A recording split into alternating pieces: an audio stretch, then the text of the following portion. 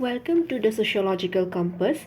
Today, we will be discussing about Kanaklata Baruah, the brave 17-year-old who shook Assam. Some heroes don't live to become legends, they die to protect an idea.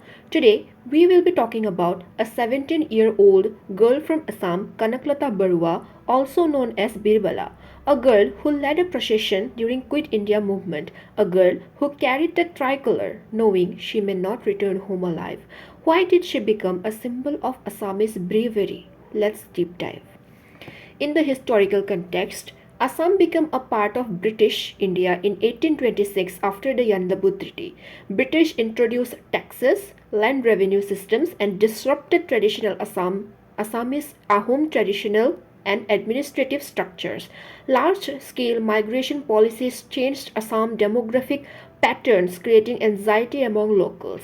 Tea plantations exploited tribal and Adivasi labor. To build a Quit India movement in Assam, there are factors. For example, the World War II weakened the British. The Indian National Congress launched a Quit India movement on 8 August 1942.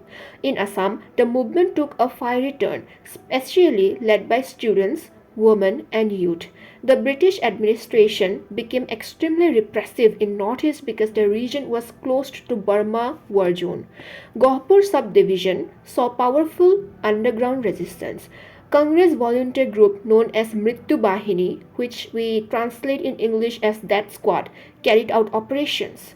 Kanaklata wanted to become a part of Mrityu Bahini, but she was rejected because she was too young. Still, she decided to join the procession carrying the national flag. The youth planned to hoist the flag at Gohapur police station, symbolically replacing British authority. When the police tried to stop them, the entire group hesitated, but Kanaklata stepped forward and said, "I will carry the flag. If I die, remember, I am dying for India." As she walked ahead, police fired. This movement immortalized her as Shahid Kanaklata Baruah. Marching towards police station meant a direct change to colonial state structure. Carrying the national flag was political defiance. The tricolour represented a parallel sovereignty. Indian women led formal political rights, but Assamese women were uniquely active in public protest due to influence of Assam Mahila Samiti. Kanaklata's leadership reflects political awakening among the rural women, not just elites.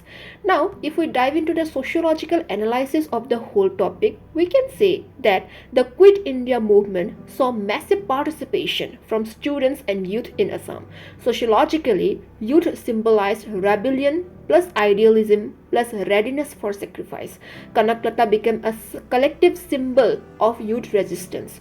Historically, Assam's society allowed relatively more autonomy to women. They participated in agriculture, had community roles in festivals, were part of namkhars and village groups. This background made it easier for younger women like Kanaklata to step into public activism. Rural Assam had strong community networks. Patriotism spread through meeting villages, namkhar gatherings, etc.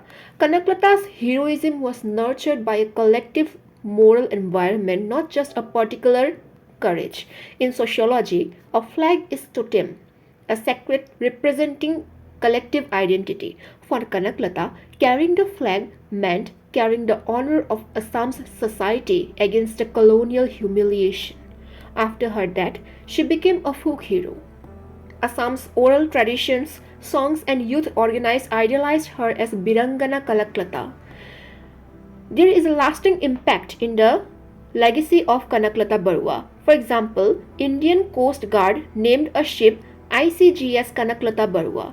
Statues in Gohpur and Guwahati were honored in her memory. She remained an icon of Assamese nationalism, women empowerment, and youth bravery. If a 17-year-old village girl could stand against British Empire with nothing but a flag in her hand, imagine what we can do today with the freedom in our hands.